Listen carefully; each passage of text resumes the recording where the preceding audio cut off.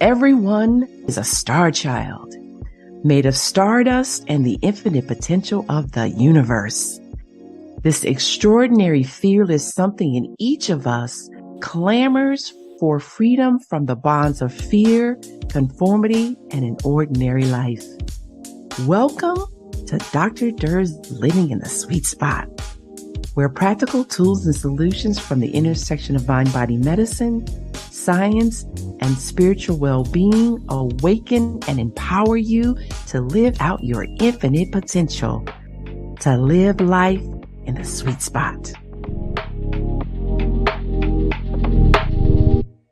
Hello, everyone. I'm your host, Dr. Balin Durr, and welcome to Living in the Sweet Spot. Today, we are going to talk about warriors and specifically why some veterans, after they leave the service, fail to succeed in their civilian careers, why some of their skill set does not translate to their civilian life and their workplace, and then what are some of the things that we as individuals, as families, loved ones, and companies can do to aid them in their transition back to civilian life in order to be successful. So today I want to welcome my guest, William Toti. Hi there. Hey, how are you, Dr. Durr? I'm doing good. And you know what? I want you to know, thank you so much for being with me today to have this conversation because, I personally love warriors, and and actually, interesting enough, my first name in Hindi means mighty warrior. So I have a certain kinship with warriors and the bravery and the service. And so, retired Captain Toti, I want to thank you for your service and all that you do, and for again having this conversation with me, so that so that we can enlighten folks about the experiences, and again how we can be helpful and to bring some understanding to this topic. Well, thank you. Thank you for talking about this very important subject. It's, not widely discussed, I'm afraid. And so it's wonderful to get the opportunity to discuss it with you. Right. Well, again, I'm in total agreement with you about that. And I think, obviously as a psychiatrist, I see a lot of PTSD, both more so in the civilian population. Certainly when I was in residency, my psychiatry residency training, I worked at the VA with veterans. So I got to see things more there in that light, but mostly at this point in my career is mostly civilians. But the point, of course, is that, just how impactful and devastating PTSD can be, both, to veterans, and also to their families. So I don't know how well, that is understood either. So let's just go ahead and jump in here and let's talk about this just a bit. Absolutely. There is a category of retired former warriors and veterans who may suffer from PTSD from combat, so combat-related PTSD kind of things.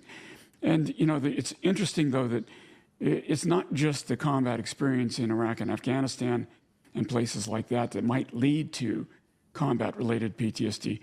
There's another category of people like me who were in the Pentagon on 9/11, and I would tell you that I suffered from it for years as well. I overcame it, I'm happy to report. Mm-hmm.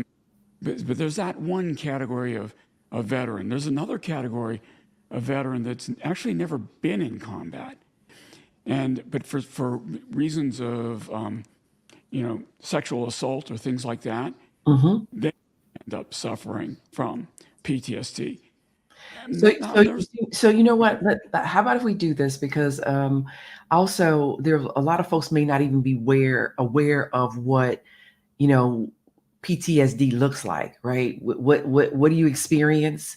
So so yeah, it's and I know you can get some variations, of course, but if you would mind sharing your experience. Yeah, that's all I really can do. I can because I'm not a therapist or a psychologist like you, or psychiatrist like you. Mhm. So all I could do is tell you what my experience was, and what that was is basically a reliving, like like the experience that you suffered through gets put on automatic replay. You know, like on a video on your phone where you just basically dialing the loop button, and it just Correct. goes play over and over and over again Mhm. in Right. your head. And initially, I would say there was a period of maybe 2 or 3 years where that happened every day, every Wow. day. Wow. And then over the course of maybe the next 5 years, Hmm. it began happening less and less frequent. And truth is, I did not seek help. That's my failure, right? I didn't. Well, I I'm sure, but I'm sure there are reasons for it. So, but before we get into reasons why you didn't seek help, did you experience any other symptoms? there were some, different. My kids would say, and the kids were still in the house in those days. They said, Dad is different.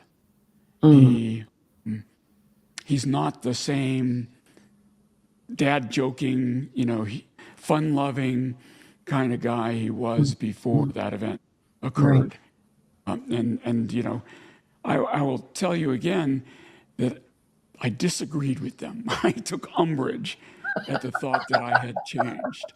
Okay. The truth is, I had, right? And so that's a factor as well. I eventually found therapy Okay. accidentally in a pastime, and I took up landscape photography, and Okay.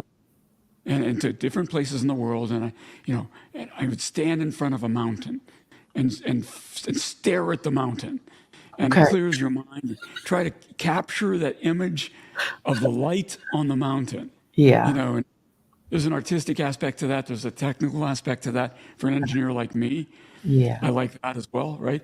But you can't think about something else when you're doing that. Now, other people find other pastimes which help them get over it. But I do credit photography with being the solution for me. And over the course of, let's say, So, 9/11 happened. so hold on, because I don't want us to Sure. get too far. I don't want us to get too far away from this, which is, so what does PTSD look like? Okay. Mhm. Um, Specifically, when some of the signs or symptoms of PTSD, well, obviously the person has to experience or witness something that they feel is either life threatening or going to cause some serious harm or injury, or again witnessing something that's life threatening or called potentially um, either actual life threatening, potentially life threatening, um, um, and witnessing that happening, or causing serious injury, and even witnessing that experience for someone else. Like, for instance, I've had people say, my friend was shot and killed in front of me. Right. So, that's an example. So, in addition to the actual experience, you've already, said sometimes that what happens is you get to re-experiencing the event over and over again, in your thoughts. People can have, then they can have problems, trusting. They can have what we call the physiological symptoms, or, things like your rapid heart rate, your sweating, things that feel like, a panic attack. There's also, um, they can have nightmares. That's part of re-experiencing it. Obviously, you can re-experience it when you're awake. They can have obviously blame themselves for what happened, even if they weren't really to blame for what happened. They can have Mhm. difficulty trusting others. Then they can also have difficulty feeling joy. They'll feel like their life may be cut short. They can um, then also, some of the, and this is not a complete exhaustive list, but there's also things like, again, then having problems sleeping, being irritable and having irritable outbursts, changes in appetite or energy level. So, and obviously just being more avoidant and withdrawn, right? Not wanting to connect with people, because really what's happened is they've experienced something that they find so threatening that now they're put on high alert. And there's also, that's another thing, is the being hyper vigilant, and potentially looking for threat. So if I'm on high alert and looking for threat, then I'm going to do things that I think are going to increase my safety. Right. And so sometimes that means avoiding and keeping people at a distance. One of the other things that can happen too as a consequence of that is that if somebody comes up from behind them and they don't see the person, then they get this exaggerated startle response, right? Some people will run out of the room, some people will start swinging. So, Yeah. right. So those are, many of the signs or symptoms that people experience, when they've either experienced trauma or witnessed trauma. And so I take it you probably had some of those other ones when the kids said you weren't yourself. I'm assuming some of that was the irritability. Yes, you're exactly right. And I can't tell you, Dr. Durr, in that short little snippet that you just did, you unpacked so much of what I went through. And just in that little bit, because you caused me to think just now, as you were Mm-hmm. talking, Mm-hmm. about aspects of what drove it for me that I had not thought about. So, for example, survivor's guilt. I lived, my Mm-hmm. friends died. So that was one event that occurred on Yeah. 9/11. Second, I was involved in several rescues. One of the ladies we tried to rescue ended up dying. Oh. So I have guilt about that, about the fact that we tried to save her, but we couldn't. And then on 9/12, on September 12th, I was put in charge of the recovery effort. And so I Mm. had to go back in when all the bodies were still in there Wow. and survey the extent of the damage and help because this was still being treated like a crime scene. And so there were hundreds of bodies in there, and I had to kind of outline where the Navy, because I was Navy, where the Navy spaces were relative to other spaces, because they were trying to figure out the affected spaces. Yeah. So I saw a lot of things that nobody should ever see. Yeah. And Horrible things, right? correct. And I had triggers. I didn't have so many triggers from the survivor's guilt, although I had a little bit of that. I had a lot of triggers from the lady that we lost. Her name was Antoinette Sherman. I'll never forget that for the rest of my life. Mhm. And I had a whole bunch of visual triggers Mm. from the scene of all those bodies inside the Pentagon. And you said relive it, re-experience it, and be traumatized by re-experience. I was pretty good, though it burdened me. But there were a couple of movies actually where similar events to what I went through. Mhm. In one movie I'll never forget, there's a scene where a bunch of soldiers are burned in Vietnam. A movie called We Were Soldiers Once and Mhm. Young. Mhm. And I was watching the movie when those soldiers were burned, and it flashed back for me Mhm. to the scene of burned people inside the building. I lost it. And so I didn't know you were going to do therapy on me today, but on a serious, um, you're exactly right on every one of those aspects that you talked about. Right. And I It's and I think that I was going to also say too, because I don't think I really emphasized this part, but I think the other thing too, when you're talking about the re-experiencing it and the getting triggered, and so oftentimes people are not always aware of their triggers, and the thing too about it is you actually feel like you're there experiencing it all over again. Like sometimes you mentioned movies, like sometimes you'll see in the movies with the military, a guy that has been in Vietnam, and all of a sudden he hits the deck and he starts talking about, Charlie's coming, or the Viet Cong is coming, and so they're not even aware of their current surroundings. They're actually reliving it and re-experiencing it as though they're actually in that time and in that place of the trauma. So Yeah. and let me say this, please. Um, it absolutely is not my intention to potentially trigger you. So if something comes No. up, please Yeah. make me aware. And so here's the other thing too, and why I wanted to share these symptoms, because as we already talked about, there's a lot of things that people don't know. And so what in sharing what to look for, the signs and symptoms, what I've now also done is giving you the language to describe your experience, and to identify some things that you may not even realize were relevant, right? So that's the other part that's important. That's the other part that's important about this. Yeah. So When I before was I'm sorry, go ahead. sure. The only thing I was going to say is I didn't talk about it until a documentary in 2016. The documentarians asked me to tell my story, and so I agreed to do it on camera.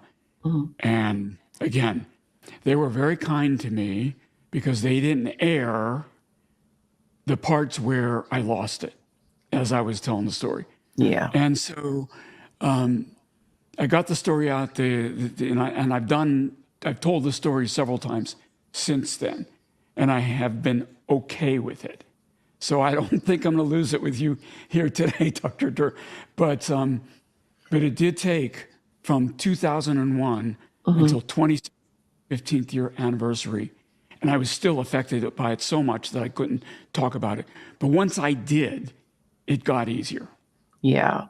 And you also brought up an important point, was that in your case you found an artistic, creative outlet that helped you work through your trauma. And the other thing too that I've heard warriors talk about is that part of their challenge in particular is not only witnessing the horrors, of war combat, but also some of the things they've done, which they can find very difficult to forgive themselves for. And so part of their healing process is working through that. And also I wanted to go ahead and kind of and share your background too, if that's okay. Sure. Yeah. So retired Captain William Toti, U.S. Navy. You're an author and of the book from CO, which is commanding officer, right? So from CO to Yep. CEO, a practical guide for transitioning from military to industry leadership. Great title. So you Yeah. served more than 26 years on active duty, culminating as Commodore of Submarine Squadron 3, then 15 years as a corporate executive, culminating as a CEO. And then you've been featured in several documentaries, the most recent one being 9/11, One Day in America on National Geographic. The others are The Lost Ships of World War II on Fox, USS Indianapolis, The Final Chapters, PBS. And then there's also the 9/11 Pentagon one on the History Channel, and some others. So, again, I want to retired Captain William Toti, I want to thank you for your service and all that you've done, and frankly your courage, your bravery for being here and sharing your story with us, and and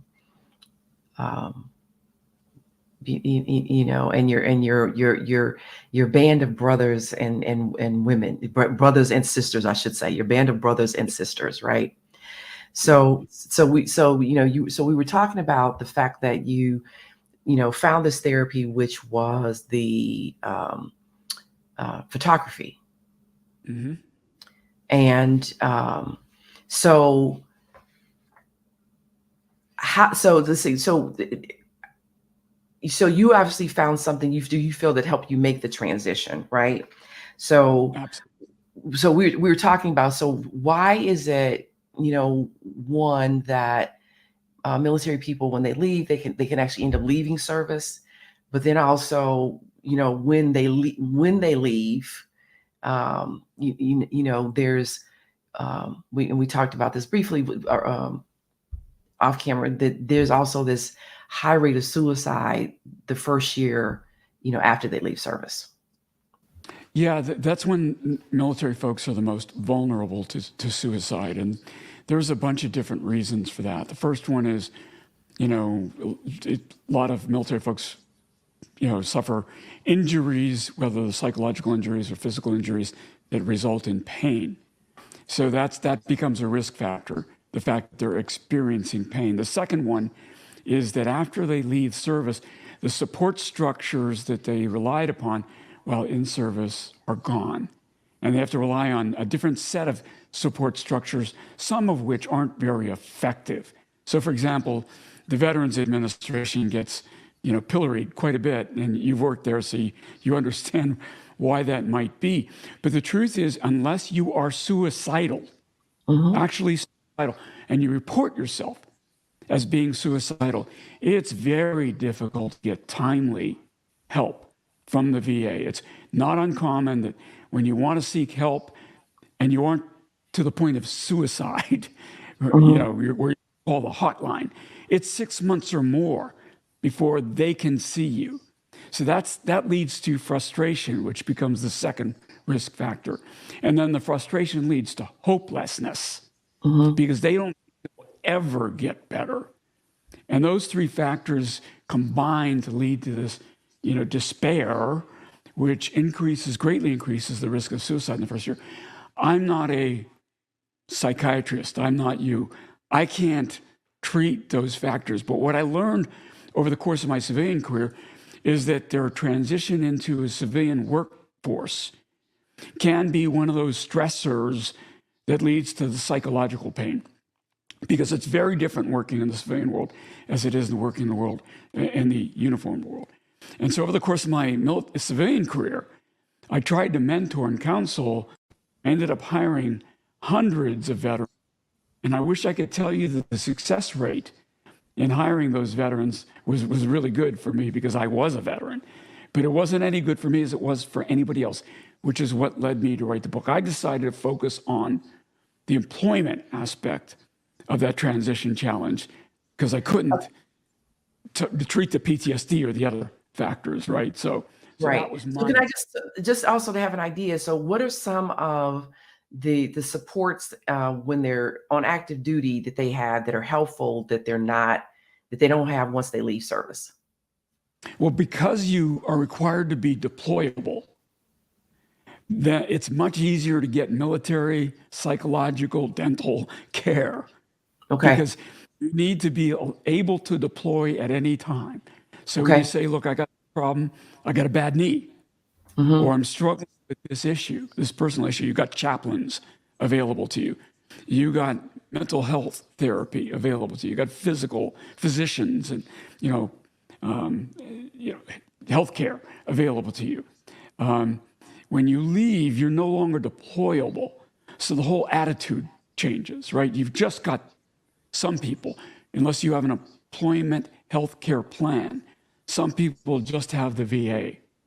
And I have to tell you that when I've gotten VA care, it's generally been high quality care. The problem isn't the quality. The problem is for me, it hasn't been. And I can't speak for everybody. The problem is the access. Right. It's just way underfunded. And that becomes the problem. And that, again, not a problem I can fix. But if I can help people transition better into those civilian jobs and eliminate that stressor, that's what I'm trying to do.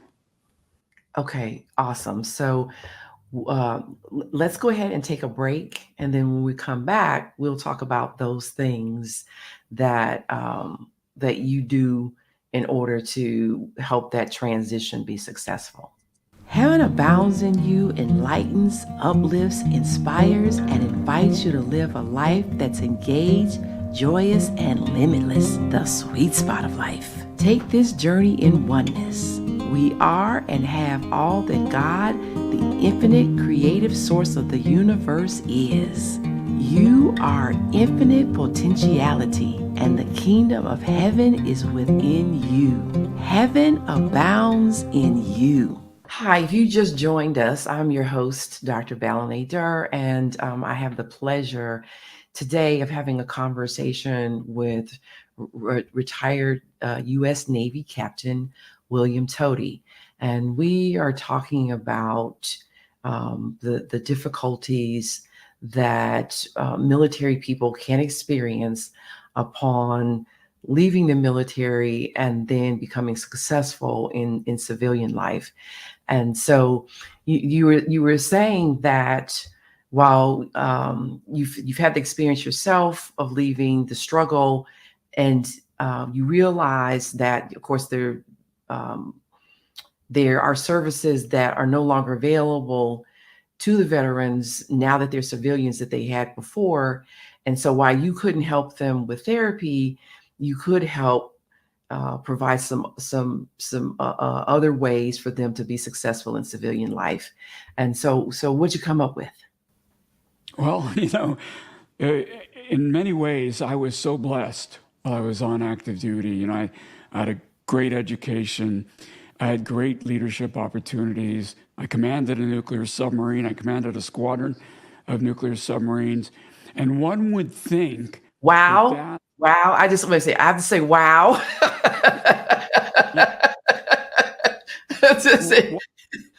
One would think that would have set me up for great success in my civilian career, right?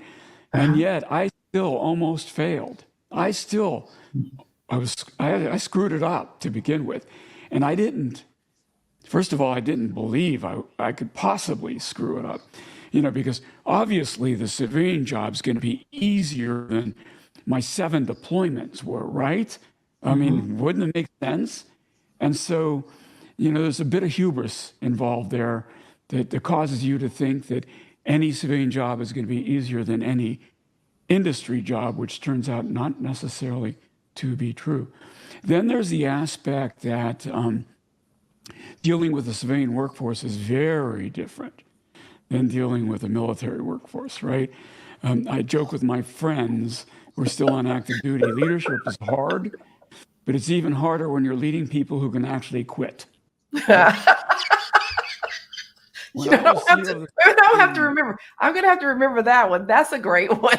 That's a great one. Yeah, and you know what? Nobody told me that. I figured it out.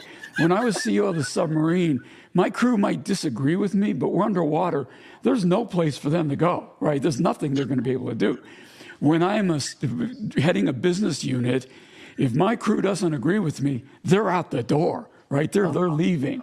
And so that brings specific, different kind of leadership challenges that I never had on active duty. And so there's a whole bunch of other. So I just thought about something, which was when you said the torpedo crew, they have no place to go. Well, they have one place to go, and that's through the torpedo chute. Through the torpedo chute. Nobody ever offered to do that, right? And so I wonder why.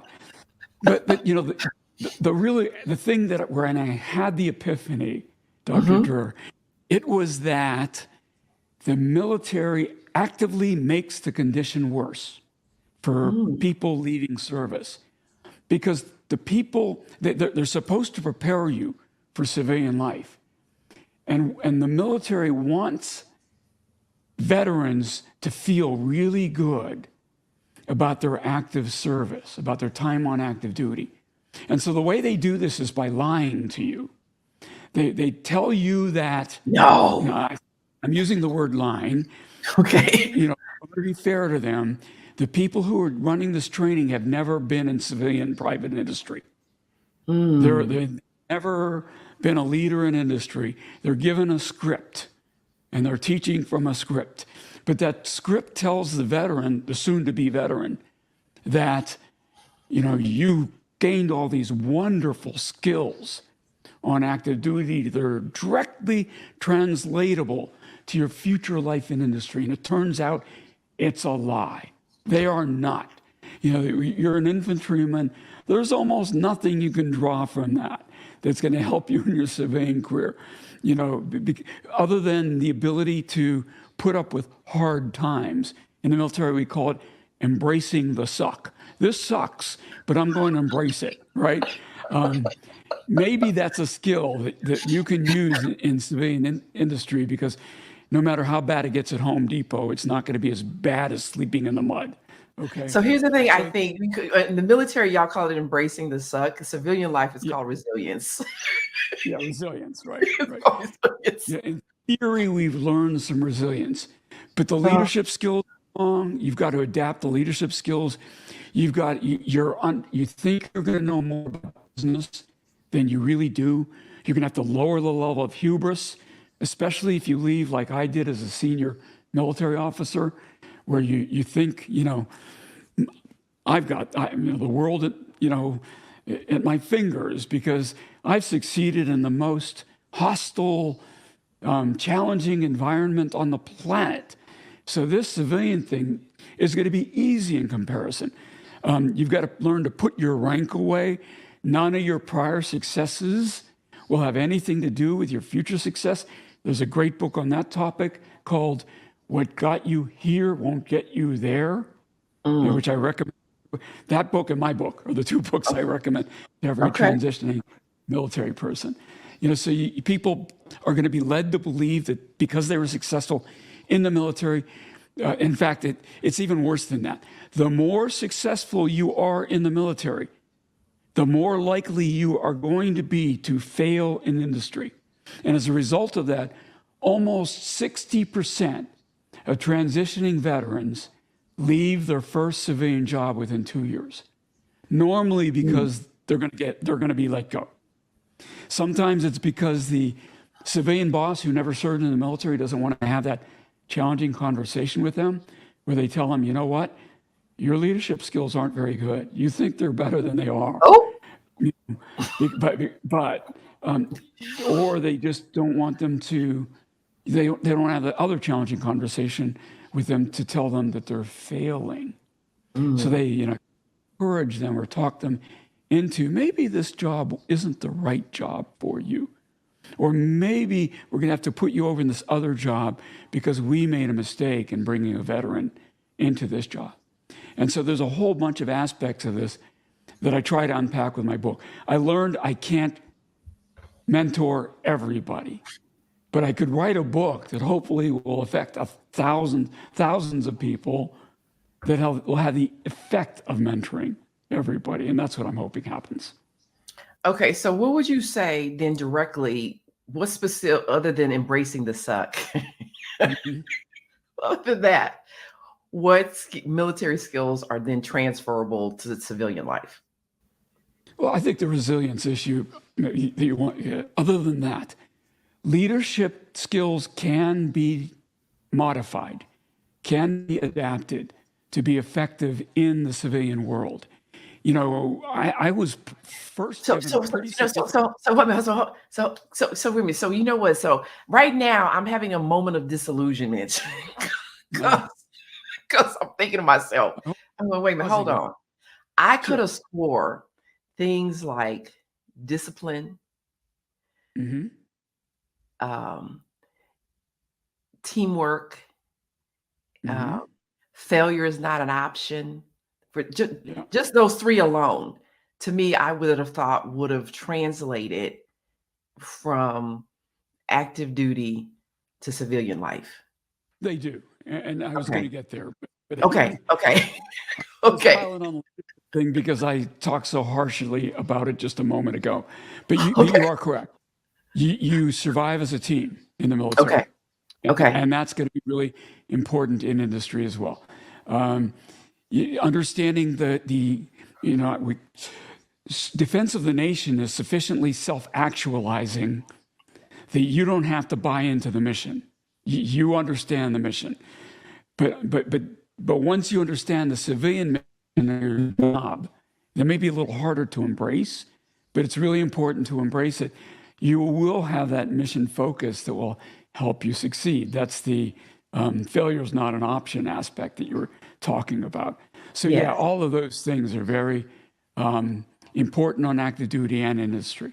And this is Hmm. why I tell employers that veterans make really, really good employees, Hmm. but don't just toss them into the deep end and expect they're going to know how to swim. They're going to need some help in adapting. Some of the Yeah, because I was skills, because I'm about to say, wait a minute, hold up.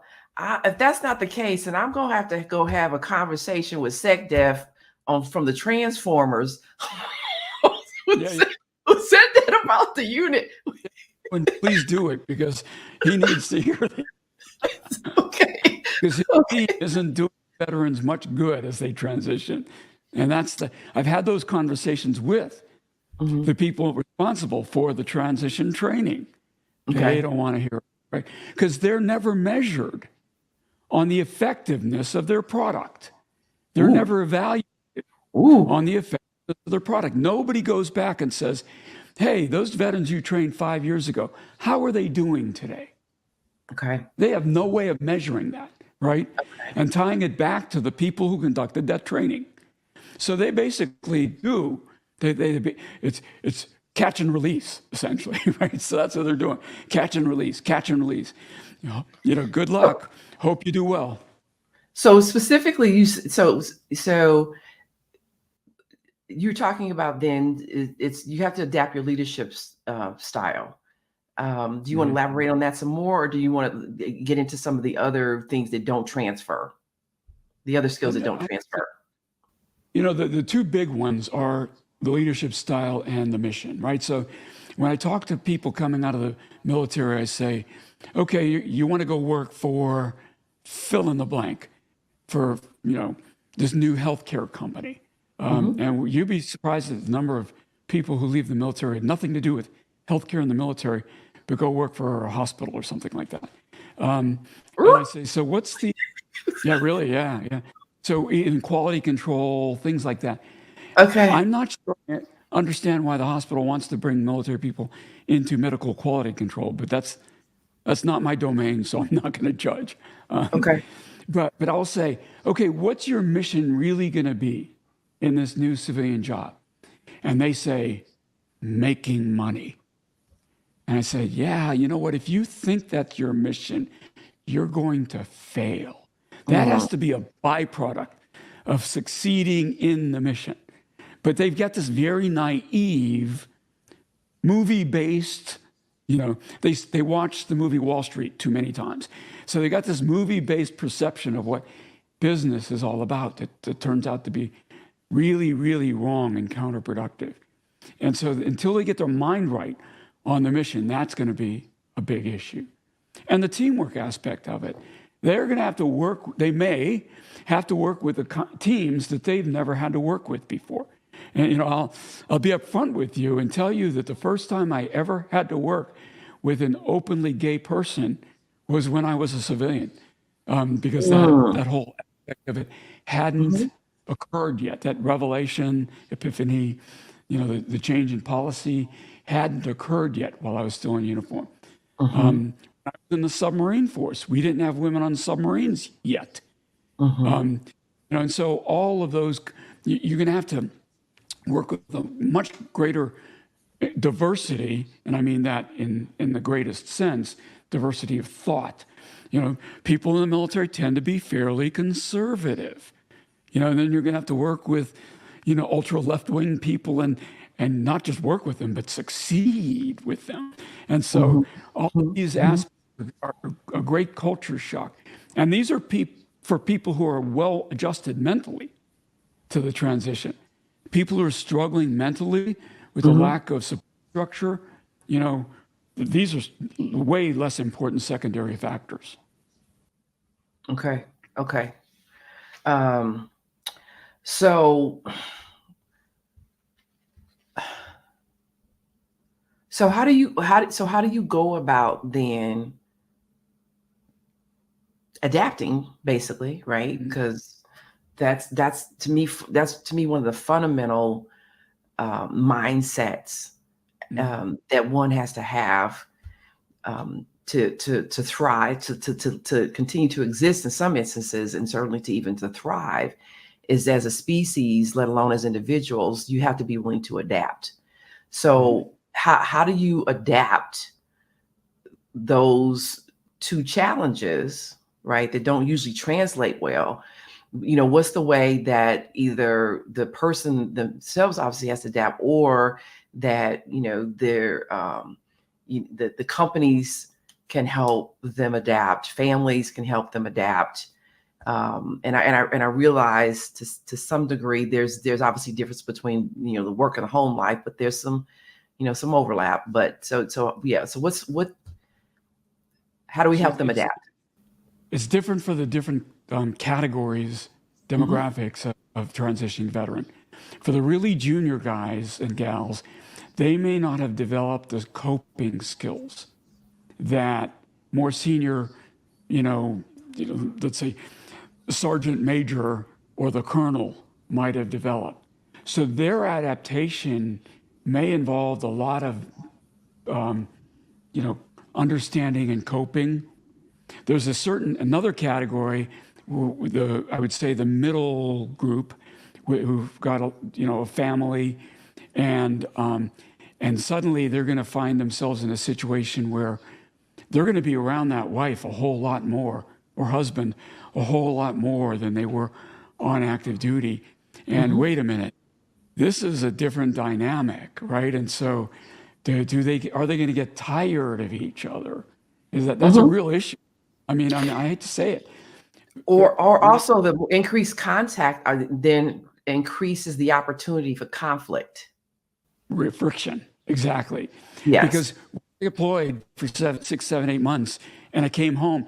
You treasure each other. Now there's some adjustment that goes on, right? Because now suddenly you're in the middle of everything, trying to get it to pretend like it was before you left, and they've been operating a certain way, and you've got to kind of adapt.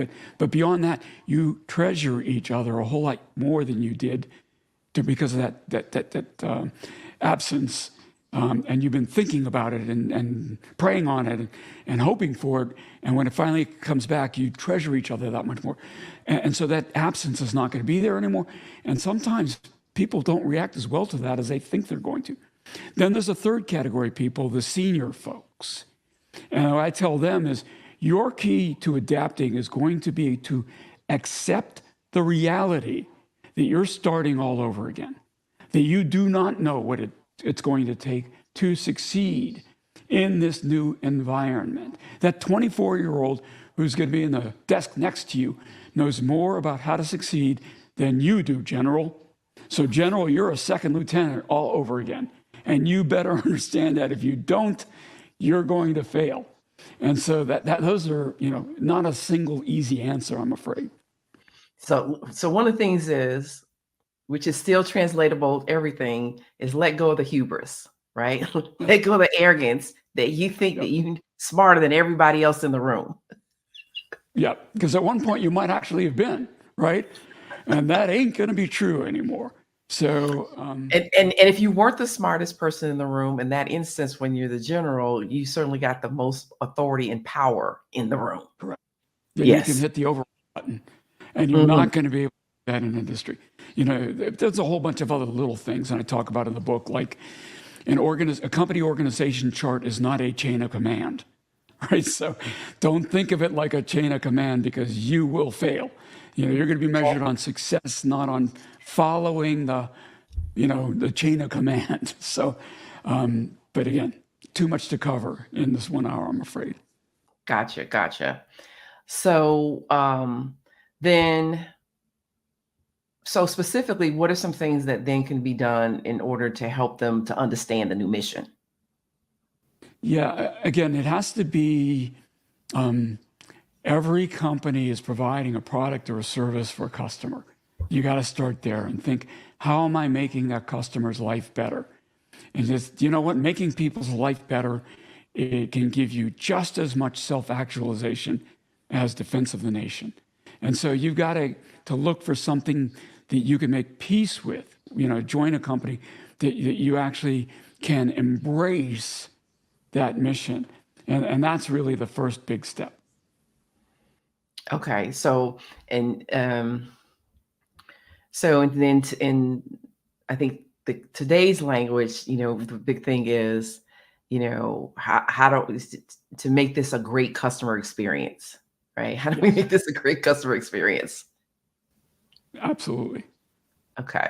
So that becomes the new mission. And as you pointed out, which of course I don't think this, to me, this is, I think, true in general, not specifically to transitioning from active duty, to civilian life, which is, I think by and large, we get the most satisfaction with the work that we do when it's coming from a place of how can I serve, as opposed Yeah, to, how much money can I make? Because, if in my experience, if your focus is on how much money I can make, when you get to, as they say, you get to the top of that ladder, and you found out, you reached the wrong destination. exactly right. A Hmm. wonderful point. Because it's about service. You were in the service, in the military, and that doesn't have to change when you enter private industry. It's still about service. The nature of the service may change, but it's still about service. And if you're chasing the dollar, you ain't never going to catch it. Because no matter how much you make, there's going to be someone making more than you that you're going to be. So it needs to be about fulfillment. And I was lucky. It took me over a decade to figure that out, Dr. Durr, but I did figure it out. So you know what? You just said something else too. I think that actually ties back into, um, how we actually started off the conversation, which for me, what I also find, is one of the reasons people have difficulty when there's a change is if they're identified with whatever no longer is. So for Yes, instance, if you had, a certain rank, like you mentioned, sergeant major, for those who may not know, is the top enlisted person. And they, obviously are, in control and running things, kind of like, the day-to-day operations and things like that. And so, or the general or the colonel. So if you lose that rank, and something, um, that's basically similar to it once you go back into civilian life, and even without that, then the question becomes, who am I? And, hmm without, if it's grounded in your previous rank and power and authority, and now you no longer have that, then that can really, that loss is the sense of self, the loss of that sense of self derived from that can really send a person into a tailspin. absolutely right. You believe that you are what the uniform represents, and you're not, right? You have to find your inner self. And, for me, it took probably more than a decade, Mhm. but I did. And, that is part of the solution. Yes. So the way that I describe that is agreed. And I said, you said you find your inner self. So for me, the inner self is, who was I before I came into this body, right? Yes. That's the inner self. That's my true identity. And then that doesn't change based upon, my career, my position, my authority, my power, my possessions. The position, power, authority, possessions then just becomes an expression of, or becomes an expression of self, but it's not Right. self. Another way I say that to make it concrete for people is, when you drive in a car, are you the driver of the car, or are you the car? Yeah. Right. Right. So, Yeah. so, and a lot of folks get confused, and they think that they're, in terms of metaphorically, think that they're the car. So they think that hmm they're their position. They think that they're their rank. They think that they're their money. They think, and so, but if you remember who you really are, which is, you're the driver, the true self is that eternal, infinite being that is occupying a certain body who is now in this job or in this role, in this position, in this. And so even when those things change or leave, you still have value because, as I like to say also, because you're the infinite potential of the universe appearing as you, right? Yes. So if we also can remember that, I think that can be really helpful. I don't know. What do you think? I agree completely. I have my own spiritual, backing.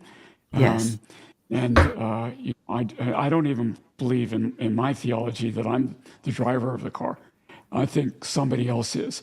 And I'm just going along for the ride. But boy, what a ride it's been. Well, you know what? And so let me say this. When I say the driver of the car, I don't mean the big driver. I don't mean the I, head driver.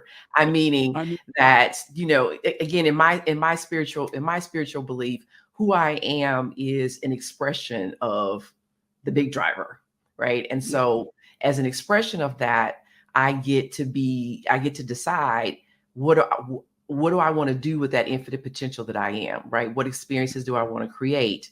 And so in that aspect, that's the driver that's in this particular body, i.e. the car, that's Mhm. deciding where we want to go. Because sometimes the big driver goes left and you go, no, I'm not going left. I'm going And there's right. Right. yeah, I'm going right. And then you go, right. oh, I messed up. I should have listened and Yeah, gone left. That yeah, experience, yeah. I did not like that experience of going right. No, So well, yeah, not yeah. So I didn't mean with a big driver. I mean, mm, I understand. so um anything else that you think that we can do in order to help the transition? And No, I so let mean, me say this too. I just want to bring before I because I want to make sure we get this in too. Is for those folks who are struggling with mental health problems or difficulties. There's folks you can talk to. There's folks you can actually text. If you're having thoughts of suicide or feeling depressed or really anxious, you can call 988. That's the suicide prevention hotline number, which it's great that they've simplified it now. Again, the suicide prevention hotline number is 988 if you're struggling or having difficulties. And then anything else that you want to suggest, anything else that we didn't cover? it's a full court press. It takes Mhm. everyone to cause this issue of veteran transition to be improved. It takes mental health professionals like yourself. It takes people who have an understanding of the specific workplace challenges like me. It takes people that understand the specific family challenges. And there's so many aspects of this. There's no one solution that's going to solve all the problems. That's why we all have to keep working at it. All right. And so, of course, you're absolutely right. And should people want to reach out to you, how they connect with you, social media, your website? Yeah, WilliamToti.com. That's Toti spelled Toti. So 4 letters is pretty easy. My last name is a 4-letter word. Um, Ah, and there you go. So it's WilliamToti.com, and my email address is there. okay. No, you know what? Now I just, I hadn't even thought about that. Now I'm gonna have to borrow that because my last name is a 4-letter word too. Yeah. so, so, and then are you on any social media? I do Twitter, and it's at William Toti, or I guess we call it X today these days, Yes, yes, um, yes, yes. and So, LinkedIn, and okay, William so Toti. awesome. So I want to again encourage the audience um, to check out your book, From CO to CEO: A Practical Guide for Transforming. Excuse me, or a practical guide for transitioning from military to the industry leadership. And because this is really important, that as you know, there's that saying, I forgot who says it, but it's most important to seek to understand than to be understood. And if we want to honor and help those men and women who have sacrificed and their families have sacrificed so much to be of service to us as a nation, then it is important that we do what we can to aid them from transitioning from that active role of warrior, and support services to back to themselves and to have a successful life. So I want to thank you so much, Bill, for writing the book, and again for your service, for being here on the show with me today, and sharing such valuable information. It's been wonderful, and I'd love to have you back sometime. Well, thank you, Dr. Durr. Thank you for what you do, and it was a great pleasure talking to you today. And you're welcome, and thank you so much. I'm Dr. Durr, awakening and empowering you to live out your infinite potential, to live life in the sweet spot. I'll see you next week.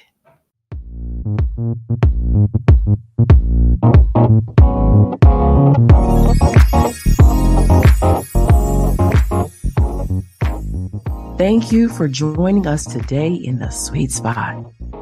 Share, follow, and like us on social media.